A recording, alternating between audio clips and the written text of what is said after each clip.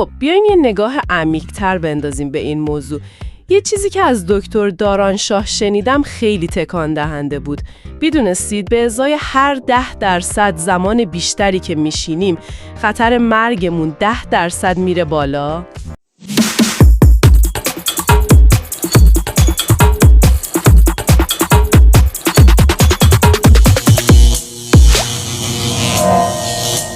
دکتر شاه که خب جراح بوده و الان مؤسس نکست هلت هست، یه مسیر جالبی رو رفته از پزشکی، یعنی پزشکی سنتی، به سمت پزشکی عملکردی. جالبه و گویا دلیلش هم چالش‌های سلامتی خودش بوده، درسته؟ دقیقاً، خودش درگیر اضافه وزن بوده، فشار خون بالا، حتی پیش دیابت. این تجربه شخصی باعث شد نگاهش عوض بشه، بفهمه که شاید پزشکی رایج بیشتر دنبال درمان بیماریه تا اینکه از اول جلوی اونو بگیره. درسته. برای همین ما امروز میخوایم یه جورایی اون نکات کلیدی رویکرد ایشون رو بکشیم بیرون.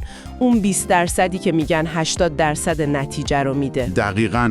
خب از کجا شروع کنیم؟ تغذیه؟ آره، تغذیه معمولاً اولین قدمه. بزرگترین و شاید مؤثرترین قدم اولیه به نظر دکتر شاه اینه که غذاهای فوق فراوری شده رو حذف کنیم. یعنی هر چی که تو بسته‌بندی‌های شیک و پرزرق و برق با کلی مواد افزودنی میاد. پس تمرکز روی غذاهای کامل، تازه، ارگانیک اگه بشه. بله، همین کار به تنهایی بخش بزرگی از اون 80% نتیجه رو میده. شنیدم یه ترفند جالب هم برای ترتیب غذا خوردن داره که به کنترل قند خون کمک میکنه. آره، خیلی هوشمندانه است. میگه اول سبزیجات بخورید، بعد پروتئین و چربی‌های سالم و کربوهیدرات‌ها آخر. دقیقاً. اینجوری اون افزایش شدید قند خون و انسولین یهو اتفاق نمیفته. خیلی ساده است ولی موثره. پروتئین هم خیلی روش تاکید داشتم، مخصوصا با افزایش سن. بله، خیلی زیاد. توصیه میکنه حدوداً 2.2 گرم به ازای هر کیلوگرم وزن بدن.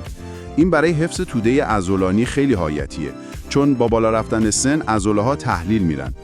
2.2 گرم برای هر کیلوگرم؟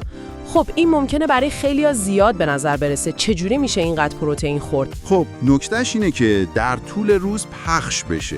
یعنی تو هر وعده منابع خوب پروتئین مثل مرغ، ماهی، تخم مرغ، حبوبات اینا باشه. فهمیدم. خب از تغذیه بگذریم، میرسیم به تحرک، یا بهتره بگیم بی تحرکی که مشکل اصلیه. بله، همون نشستنهای طولانی که اول گفتی.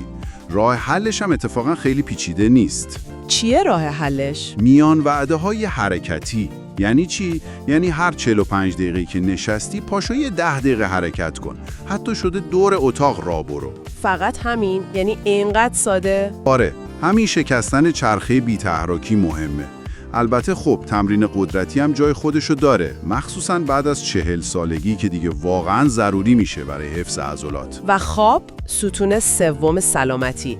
میگن اتاق خواب باید مثل غار باشه. یعنی چی آخه؟ یعنی خنک باشه، حدود 18 درجه، تاریک، مطلقاً هیچ نوری نباشه و ساکت. جالبه. و جالبتر این که بهینه‌سازی خواب از صبح شروع میشه. اول صبح باید بری جلوی نور خورشید تا ساعت بیولوژیک بدن تنظیم بشه. آها. و اینکه قبل خواب چیزی نخوریم؟ بله، یه 3-4 ساعت قبل خواب دیگه بهتره چیزی نخوریم که بدن فرصت کنه برای استراحت آماده بشه. اینا نکات عملی خیلی خوبین، ولی یه بخش دیگه هم بود که خیلی جلب توجه میکرد. اینکه خودمون باید مدیر عامل سلامتی خودمون باشیم. دقیقاً. یعنی منتظر نمونیم مریض بشیم بعد بریم دکتر. باید فعالانه یه سری چیزا رو چک کنیم. چه چیزایی مثلا؟ خب مثلا سطح ویتامین دی خیلی مهمه. باید بین 50 تا 80 باشه. توده عضلانی رو میشه با دستگاهی مثل اینبادی اندازه گرفت. اینبادی که ترکیل بدن رو نشون میده؟ آره. باید سطح التهاب بدن با آزمایش HCRP. و نشانگرهای سلامت قلب 2 تا خیلی مهم هستن، آپوبی و LPA. آپوبی و LPA اینا چی هستن دقیقاً؟ آپوبی تعداد ذرات کلسترول بد رو نشون میده و LPA یه عامل خطر ژنتیکیه برای بیماری قلبی. دونستن این عددا خیلی مهمه. بهت قدرت میده که کنترل اوضاع دست خودت باشه. یعنی به جای اینکه منتظر علائم باشیم خودمون اینا رو چک کنیم. دقیقاً، پیشگیری فعالانه. در مورد تکنولوژی‌های جدید برای تشخیص زود هنگام سرطان هم صحبت شده بود، مثل MRI کل بدن یا آزمایش خون لیکوید بایوپسی. بله، اینا تکنولوژی‌های پیشرفته‌ای هستن. MRI کل بدن بدون اشعه یا تستای خونی مثل تست گریل که دنبال DNA تومور تو خون میگردن. اینا چقدر در دسترسن الان؟ هنوز خیلی فراگیر نیستن، ممکنه گرون باشن، ولی خب مسیر آینده همینه. تشخیص خیلی زودتر از اونی که فکرشو بکنیم. پس اگه بخوایم جمع‌بندی کنیم، پیام اصلی اینه که با تمرکز روی اصول اولیه، یعنی تغذیه درست، حرکت مداوم، خواب خوب و البته دونستن و پیگیری کردن اون شاخصهای کلیدی سلامتی خودمون، میتونیم خیلی کنترل بیشتری روی سلامتیمون داشته باشیم.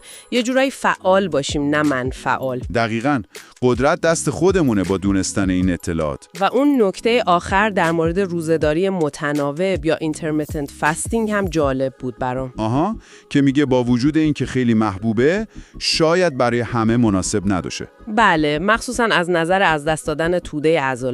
خب این یه سوال خوب برای شما که دارید گوش میدید ایجاد میکنه. کدوم یکی از این باورهای رایج سلامتی که الان دارید رعایت میکنید لازمه که دوباره بر اساس شرایط و داده‌های بدن خودتون یه بازنگری روش بکنید؟